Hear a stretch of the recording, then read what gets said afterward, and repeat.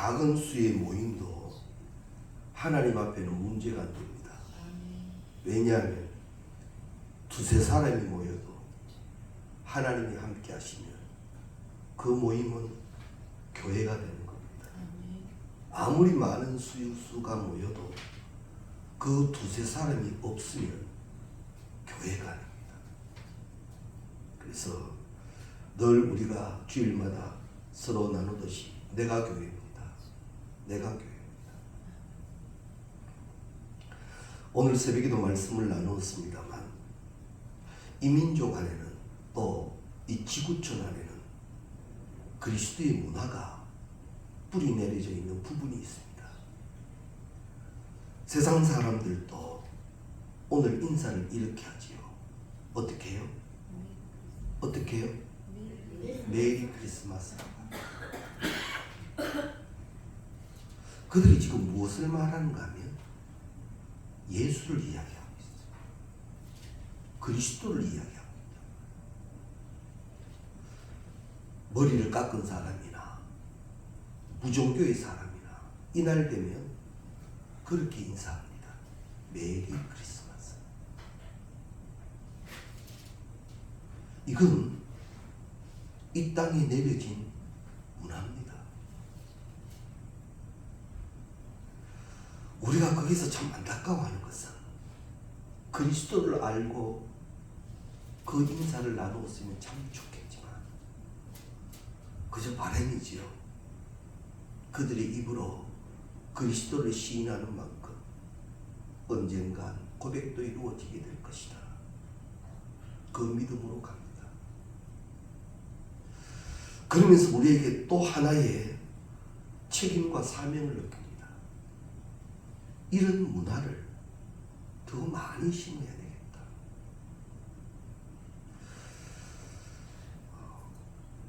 인터넷 기사 가운데 이런 기사가 하나 올라왔습니다. 요즘 연예계에는 연말이 되면 이 시상식이 있잖아요. 그 시상식이 시상될 때마다 몇 년 전만 해도 시상되는 사람의 첫인사가 하나님께 영광 돌립니다 라는 말이 참 많았습니다. 그런데 언제부터인가 그렇게 얘기는 하지 않지만 자기들끼리 그 인사를 못하게 했답니다. 그 인사를. 그런데 제가 읽은 기사 중에 원래 그 인사를 했는 사람이 있다고 기록했대요. 홍진경이라는 분이 주님께 영광 돌린다 했대요. 그리고 나를 위하여 기도해 주신 내 어머니의 기도에 감사한다라고 표시를 했답니다. 유일했다고 그렇게 기사를 읽었는데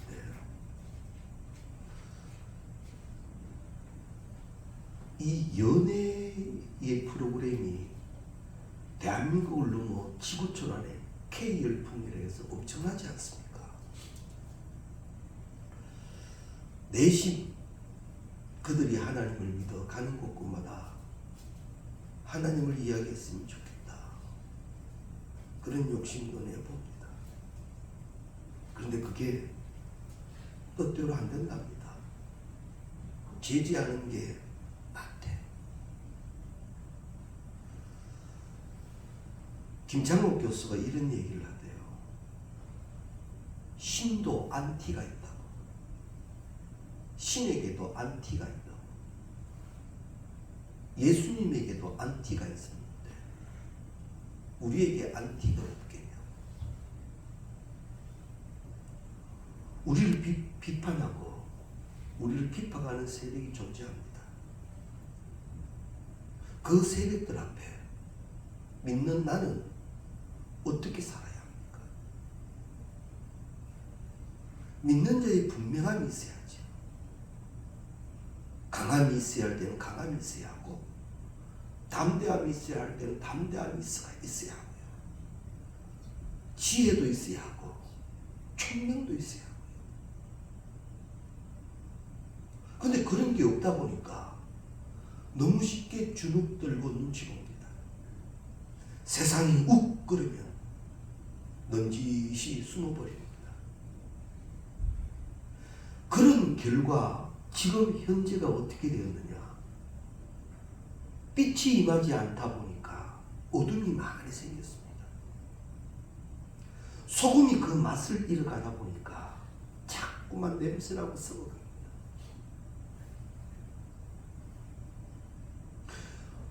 믿는 우리도 이 일이 안타까운데 하나님 편에서는 얼마나 안타까운 거예요. 내가 너희를 택하여 네 있는 곳에 네가 복음이 되기를 원했고 네가 정인이 되기를 원했는데 네가 그 일을 못한단 말이에요. 세상 얘기만 하고 힘들고 외롭다는 얘기만 하고. 하나님은 늘 곁에서 그래요. 야야, 그러면 나는 너에게 뭐냐? 나는 여호와로 너와 함께 한다 했는데 내가 지금 너와 함께 하고 있는데 나는 뭐냐? 도대체 무시해도 보통 무시해야 말이지. 내가 마치 없는 것처럼 너는 그렇게 살고 있지 않느냐?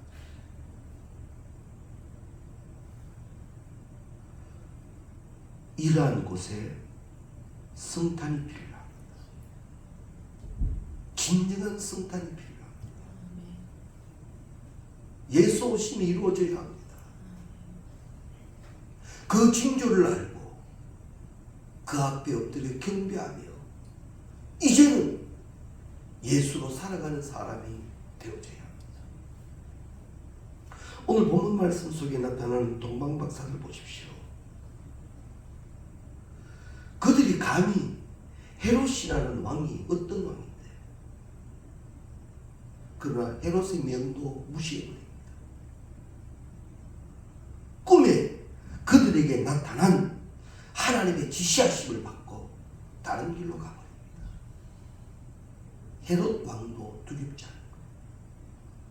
당시에 헤롯 왕이 얼마나 악독합니까? 사내 아이를 다 죽여버릴 정도로 그렇게 사악한 인물이지 않습니까? 그럼에도 불구하고 동방박사들은 성령의 지시를 따라갈 뿐입니다. 우리 그리스도인들에게도 이러함이 있어야 합니다. 예수의 성탄으로 인한 예수를 본 자, 예수를 만난 자, 예수를 경배한 자, 그들에게 나타나는 이 거룩한 영적 역사가 우리에게도 있어야 된다. 성탄절입니다.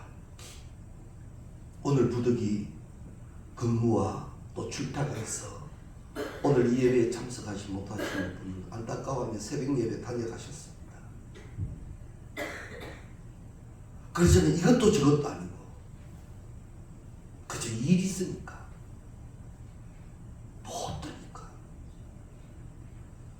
요즘 목사가 이런 말 못해서 안타깝습니다만 이건 잘못된 겁니다.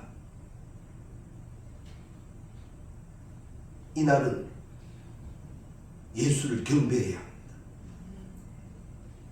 반드시 그래야 합니다. 정확히 들으십시오. 하나님 부르시는 그날 그 시간까지 예배자가 되시고 경배자가 되시기를 바랍니다. 그러면 하나님은 그 백성에게 여호와가 되시고요. 여호와의 약속을 반드시 지켜주실 줄로 믿습니다. 그 복을 누려야지. 많은 말씀을 안다. 신앙의 경륜이 깊다. 지금 그만큼 하고 있느냐? 정확히 내 모습을 신앙의 거울로 봐야 합니다. 성탄의 아침, 이제는 정말 예수로 인한 온전한 성탄을 이루셔서 그 예수 임마누엘의 복을 누리는 우리가 되시기를 주의 이름으로 축원합니다. 지난 주일에도 말씀을 나누었습니다만 이 성탄의 아침은요, 사람이 만든 아침이 아닙니다. 하나님이 만드신 날입니다. 모든 것은 하나님이 결정하시고 하나님이 행하시고 하나님이 이루셨습니다. 사람을 사랑하시기 때문에 예수 그리스도를 이 땅에 독생자로 보내셨어요. 이건 우리가 요구한 것도 아니고 우리가 만든 것도 아니고 하나님이 하셨어요. 그래서 이 성탄절은 하나님의 은혜가 충만한 날인 거예요. 그런데 세상은 이 성탄절을 변질을 시켜버렸죠. 하나님의 은혜가 충만한 날이 아니라 매상을 올리는 날, 여행 가는 날, 여유를 갖는 날, 잠자는 날. 사람이 만든 세상은 화려할 뿐이지 거기에는 예수가 계시지 않습니다. 예수님이 왜 마곡간에 오셨죠? 만일 예수님이 왕으로 왕궁에 오셨다면 당시 세리의 계급에 해당하는 목자들이 예수를 경배할 수 있었겠습니까? 왕궁에 들어가려면 절차가 얼마나 복잡한데요. 세리와 같은 그런 계급의 천민의 목자가 어찌 왕궁에 태어난 그 왕을 경배할 수 있겠습니까? 베들레헴 말구유에 나시면 누구나에게 함께 하시는 예수님의 약속이에요. 그래서 하나님이 나를 위하여 이 성탄의 은혜를 주신 이날, 내가 할 수 있는 일은 하나예요. 따라합시다. 경배합니다. 경배합니다. 경배합니다. 동방 박사들도 정확히 경배했다 그러죠. 이 경배라는 말은 사전상으로는 이렇게 얘기합니다. 그 대상이 주가 되심을 인정하는 행위다 이렇게 말합니다. 경배라는 것은 그 대상이 주인 주자 주가 되심을 인정하는 것이 경배다라고 사전적 의미가 나옵니다. 이 거룩하고 복된 날 우리가 해야 할 일은 경배입니다. 하나님이 내게 하신 그 일을 나는 경배해야. 말씀을 나누시며 다시 마시기 바랍니다. 경배하기를 원합니다. 아멘. 그래야만 합니다. 그것이 진정한 성탄이 된다라는 거죠. 그리고 우리는 이날이 하나님의 은혜의 날임을 전해줘야 합니다.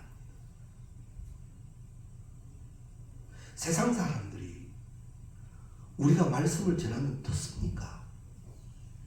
안 듣습니다. 과거에는 뭐 전도대회, 전도날 이래서 교회에서 상품 사두고 자 교회에 오시면 추첨해서 뭐 드립니다 그러면 그거 받으라고 왔는데 요즘은 그것도 안 됩니다. 안 옵니다. 그러면 그들에게 예수를 어떻게 전가할 겁니까? 복음을 전해도 듣지 않은 그들에게 나는 예수의 소식을 어떻게 전해야 합니까? 내가 경배하러 가는 모습을 통하여 전가합니다. 목자들처럼 동방박사들처럼 내가 경배하러 갈 때 사람들은 말합니다. 어디 갈까? 예수를 경배하러 간다. 무슨 날인데? 성탄절이다. 성탄이 뭔데? 예수의 날입니다. 이런 물음과 해답을 줄 수 있어야 된단 말이에요. 그런데 나의 경배가 무너져 버렸습니다. 당연히 세상은 모릅니다. 내가 세상 따라가 버립니다. 그렇게도 말씀하셨지요. 내가 거룩하니 너희도 거룩하라. 내가 구별된 것처럼 너희도 구별되라. 그리하면 나는 너희 하나님 여호와가 될 것이다. 꼭 이를 기억하시기 바랍니다. 성탄절의 주인공은 예수님입니다. 그래서 우리가 이 성탄절 예배를 드리며 다시 우리의 자세를 점검해야 합니다. 그리고 오늘 이 동방박사들을 통해서 과연 성탄을 맞는 성경적 자세는 어떠한가를 다시 한번 들어볼 필요가 있을 겁니다. 먼저 이 성탄절에는 예수의 성탄을 크게 기뻐하고 기뻐해야 합니다. 첫 번째, 아담이 범죄함으로 인해서 인류에게는 그 기쁨이 상실되어 버렸습니다. 첫 번째 사람 아담의 범죄로 인하여 이 땅의 기쁨은 상실되었단 말이에요. 그러나 마지막 아담이 되시는 예수님의 탄생은 모든 사람들의 큰 기쁨으로 다시 그 창조의 기쁨을 회복해 주셨다라는 말입니다. 그래서 동방박사들도 그 별을 보고 크게 기뻐하고 기뻐하더라 라고 성경은 기록하고 있습니다. 세례 요한이 아직 태중에 있을 때에 이 마리아의 방문을 받은 엘리사벳이 이렇게 고백하지요. 복중의 아이가 기뻐 뛰논다라고 얘기합니다. 그 복중의 아이가 누구지요? 세례 요한입니다. 태중의 아이가 예수의 소식에 기뻐했다. 나는 예수로 인한 기쁨이 있어야 합니다. 그 무엇과도 바꿀 수 없는 그 기쁨을 가져야 합니다. 그저 예배하는 날이고 예배하는 시간이 아닌 기쁨으로 그 소식을 믿고 그 소식으로 즐거워할 줄 아는 우리가 되어야 합니다. 그러면 정말 나를 기쁘게 하는가? 나는 지금 예수로 인하여 기뻐하는가?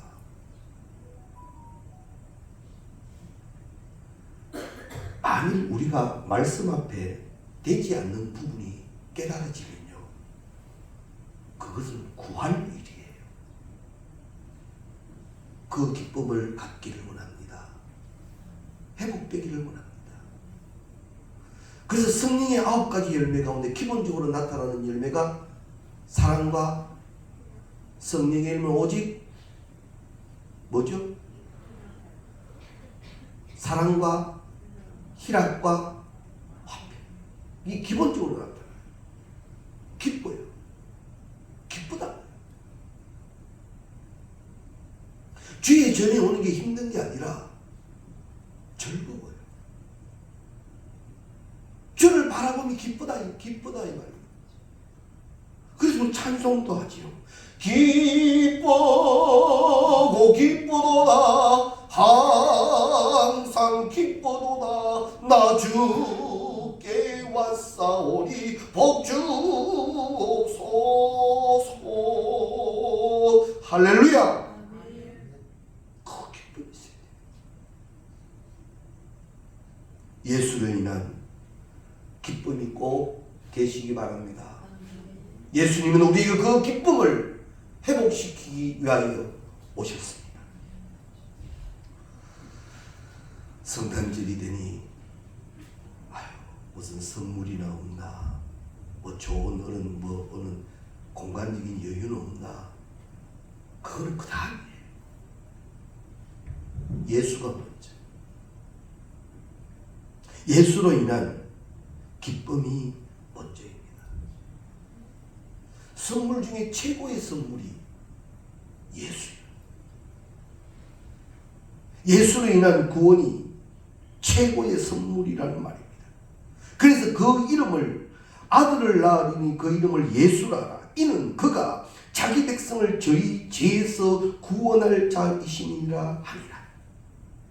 뿐만 아니라 우리에게 임마누엘의 은혜까지 주셨습니다. 내가 기뻐하면요, 나의 기쁨은 당연한 거고 기쁨을 주신 그가 기뻐하세요. 우리는 하나님의 형상을 따라 만들어진 사람들이거든요. 내가 누구에게 기쁨을 주려고 무엇을 했어요. 근데 그가 막 기뻐해요. 그럼 내 기분이 어때요? 좋아요. 내가 너를 기쁘게 하기 위해서 이렇게 했는데 막 기뻐하니까 참 좋아요. 더 기뻐하게 해줄 걸 찾는 거예요. 내가 그렇게 힘쓰고 애썼는데 시큰둥하네요. 그걸 세상 말로 뭐라 그래요? 찐맛 없다 그래요. 찐맛 없는. 내가 그렇게 애썼는데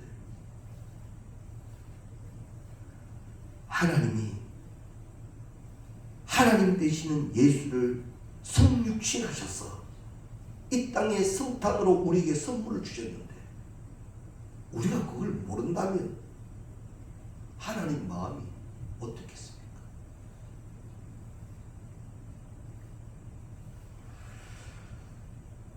성탄절이라 해서 그래도 조그마한 선물 정성껏 준비해서 이래 나누었습니다. 받는 사람이 고마워요, 감사해요. 그러면 주는 사람 기분이 얼마나 좋아요. 미안하다, 좀 더 좋은 걸 준비해야 되는데. 그럼 자기 나름대로 했으니까 보람이 있잖아요. 그런데 보고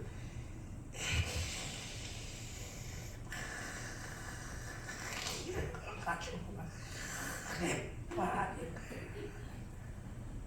그런 걸 보고 뭐라 그런다고 따라합시다. 찐맛 없다. 시작. 찐맛 없다.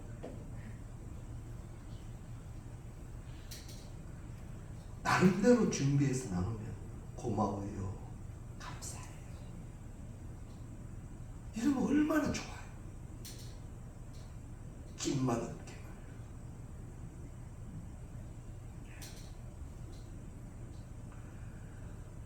잘 이해해 주십시오. 하나님을 찐맛 없게 하지 마십시오. 하나님이 그렇게 기뻐하게 하십시오. 예수 선물 받고요. 예수 성탄으로 인하여 우리가 그렇게 기뻐하신다면 하나님은 복에 복으로 예비하신 대로 더하여 주실 줄로 믿습니다. 아멘. 당시 예수가 이 성탄하신 이야기는 헤롯 왕도 들었습니다. 박사들을 통해서. 그래서 온 예루살렘이 소동했다고 성경은 기록하지. 온 예루살렘이 소동할 정도의 예수의 소식이 있었는데도 기뻐했는 사람은 그 소식을 전한 동방 박사들 뿐이에요. 안타까운 일이 없기를 바랍니다. 나는 기뻐하는 사람에 속하시기 바랍니다. 듣고도 모르는 자가 아닌, 기쁨을 받고도 누리지 못하는 자가 아닌, 정녕 예수로 인하여 기뻐하고 크게 기뻐하는 그런 우리가 다 되시기 바랍니다. 이 일이 나로부터, 우리 교회로부터. 그래서 오늘 예배 마치고 나가실 때요, 얼굴이 어떻게 돼야 된다고요?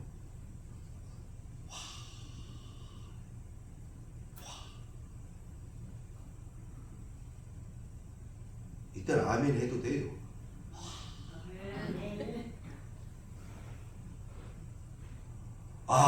이 추운 날 그러지가 한 푼 주세요, 한 푼 주세요. 얻어먹고 다니다가 지갑에 돌에 떨어진 지갑을 또 받네요. 기분 어때요? 세상 말로 째진다 그러지. 그러지가 지갑 줍는 순간, 그것도 CCTV도 없는 곳에 지갑 줍는 순간 이 그러지는 팔자 고쳐. 최소한 하루는. 그 얼굴이 어떻겠어요? 그 그러지가 지갑 주었을 때 얼굴이 어떻겠어요?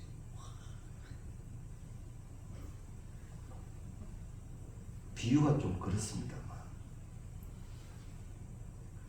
우리의 모습이요, 예수 성탄한 자의 모습이어야 돼요. 오늘이 그 거룩한 시작이 되게 하시길 바랍니다. 교회 갔다 와가지고 아이고 잡으려고 죽어버려.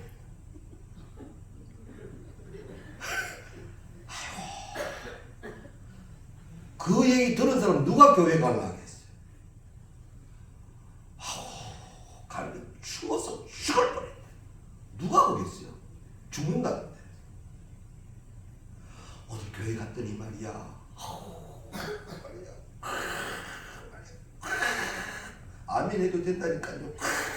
말이야. 이게 돼.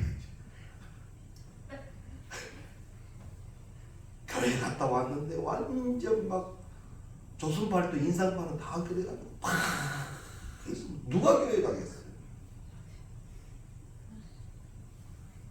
나는 그것을 나타내야 할 사람입니다. 성탄으로 인한 얼굴이 기쁨의 얼굴이 되시기를 바랍니다. 그리고 오늘 누구를 만나든지 목소리조차도 기뻐하는 목소리가 돼요. 우리 아이들 키우면서 바로 알지요. 이놈의 기분 상태가 어떤지 목소리 들어보면 바로 압니다. 목소리 쫙 깔면 이거 좀 뭐 좀 수상한 겁니다. 이놈이 속이고 있을 때 목소리 다르고 진짜 기쁠 때 목소리 달라요. 안 그렇습니까? 따라합시다. 기뻐합시다. 기뻐합시다. 앞뒤 이쁜 얼굴 보고 기뻐합시다. 기뻐합시다. 오늘 성탄절이니까 오늘 예배를 좀 자유롭게 할게요. 좀 그게 돼요. 나 싱글벙글 웃는 마음 즐거워 우리 기쁜 노래 불러 주 찬양 드리자.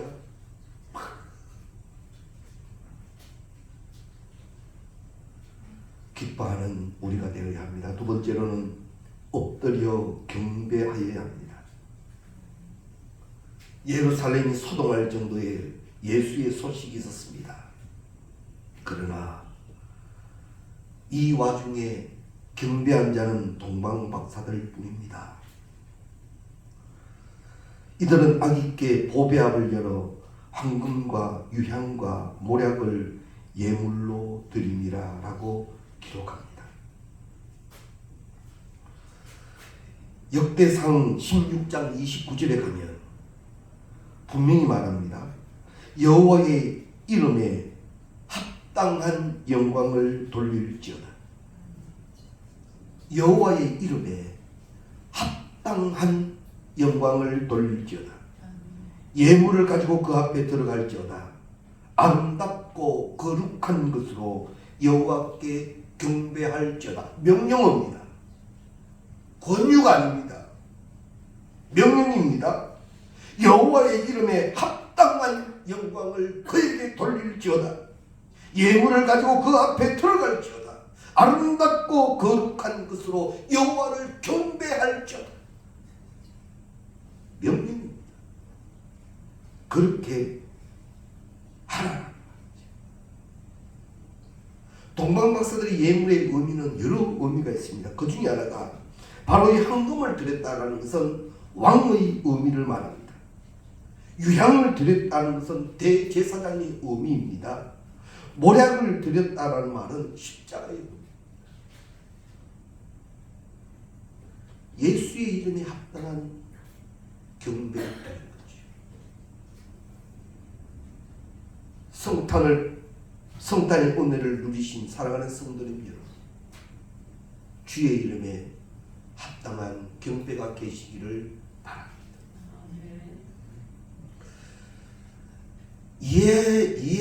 이해하실 거예요. 우리 목사님들 사이에 자녀들이 결혼식이 있으면 축의금을 전해야 되잖아요. 참 목사님에게 축의금을 어떻게 해야 될지 우리도 고민이잖아요. 어떻게 어느 정도에 해야 될지. 그래서 떠도는 말이 있대요. 어쩔 수 없이 할 때는 5만 원을 하고 기본적으로 할 때는 10만 원을 하고 조금 더 빈도가 있으면 조금씩 액수를 올린다고 그렇게 이야기를 합니다. 저는 그 얘기를 이래 들으면서 목사는 모든 게 이 말씀하고 연결시키는 부분이 있거든요. 우리 예물이 어쩔 수 없이 하는 것이 어떨까? 이해하십시오. 최소한 우리 사람들의 관계 속에서도 서로가 갖출 신이라는 게 있지 않습니까? 오해하지 마십시오. 지금 오해하는 마음을 갖는 것은 성령이 주시는 마음이 아닙니다. 그 이름에 합당함이 되게 하시되 랩돈 둔입도 괜찮습니다. 주님의 이름에 합당하면 그것이 경배입니다. 꼭 기억해 두십시오.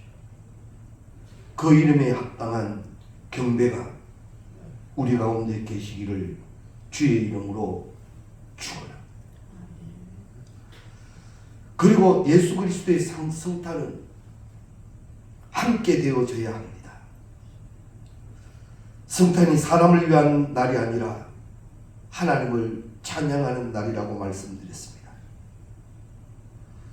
큰 기쁨의 좋은 소식이 선포되었기 때문에 찬양할 수밖에 없고, 이 소식이 얼마나 좋은 소식인지 천군 천사도 찬양했다고 기록하고 있습니다.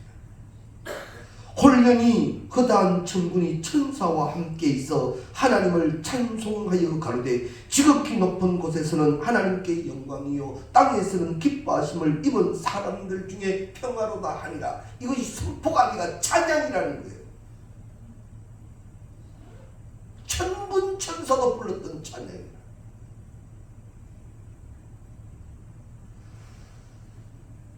몇 해 전까지만 해도 새벽송이 있었죠. 그래서 막 새벽송을 다니지 않습니까? 부교육자 시절 때 이 새벽송을 구역구역 교구고구 이렇게 맡아서 쫙 하면 그 중에 건장한 청년 하나가 정금이 살자로 하나 탁 내죠. 그러면 아침에 준비된 그 자루에 다 담아서 교회에 와서 쌓아두고 성탄절 아침 그거 주일학교 아이들에게 다 나누어 주고 그런 문화가 있지 않았습니까? 조금 농촌 지역에 목회를 할 때 농촌 지역은 그저 거의 다 단독 기와집이잖아요. 새벽송 가면요 방 안에 사람들 자든 말든 새벽송 오면 방문 다 열어버리잖아요. 그 추운 새벽에 복 들어온다고 안에 자는 사람 신경도 안 쓰고 방문 다 열어놓고 찬양하고 그래서 데운 국물 한 컵 마시고 그랬던 그런 기억이 있지 않습니까? 언제부터인가가 새벽송이 안 되고 이제는 못합니다. 대부분 아파트 문화니까 출입구부터 못 들어갑니다. 앞으로 일하면 점점 더해질 거예요. 오늘 새벽에 이런 생각도 했습니다. 우리 새벽기도 마치고 교회 앞에서 찬송하고 마칠까 그런 생각도 듭니다. 그렇게 해서라도 이 그리스도의 문화의 맥을 새벽송의 문화의 맥을 이어가면 어떨까라는 그런 생각도 듭니다. 다 함께 찬양할 그런 그런 문화가 자꾸 사라집니다. 뭐든지 혼자의 시대가 되어져 갑니다. 그러니 내 혼자 은혜 받고 나 혼자 찬양할 때가 많습니다. 하나님이 기뻐하시는 찬양은요, 함께하는 찬양, 함께 모여서 그 예수를, 그 하나님의 영광을 찬양하기를 원하시는 하나님이십니다.